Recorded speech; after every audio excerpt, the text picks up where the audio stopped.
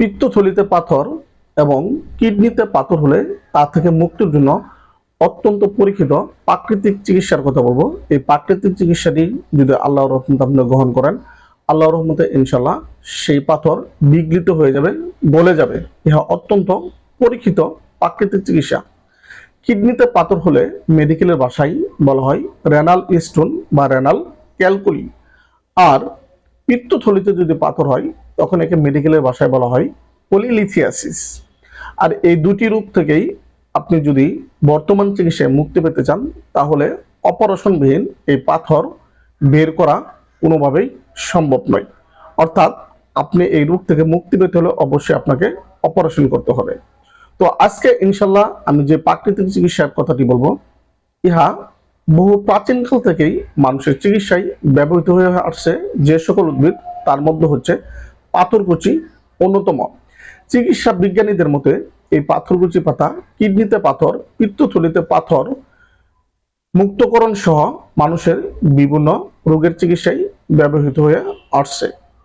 কিডনিতে বা পিত্তথলিতে যদি আপনার পাথর হয়ে থাকে তাহলে আপনি প্রতিদিনই এই পাথরকুচির পাতার 2টি বা 3টি পাতা চিবিয়ে অথবা রস করে খান।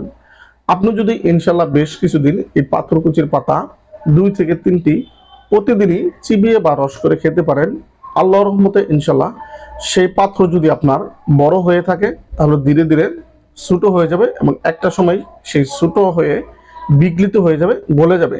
আর পাথরটা যদি ছোট হয়ে থাকে তাহলে ইনশাল্লাহ প্রথম থেকে পাথরটা বিগলিত হয়ে যাবে বা গলে যাবে। কিডনিতে পাথর হলে সেই পাথরগুলো বিগলিত হয়ে গলে ইনশাল্লাহ প্রস্রাবের মাধ্যমে বের হয়ে যাবে।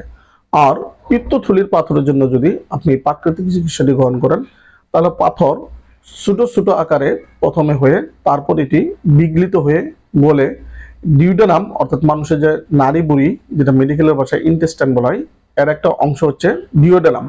সেই ডিওডেনামের সেকেন্ড পার্টে যে বাইল ডাক্ট মানে সংযুক্ত হয়েছে, সেই বাইল ডাক্টের মাধ্যমে পাথরগুলো বিগলিত হয়ে গলিত হয়ে ছোট ছোট আকারে ইন্টেস্টাইন হয়ে মল ত্যাগের সময় মলের সাথে মিশ্রিত হয়ে বের হয়ে যাবে।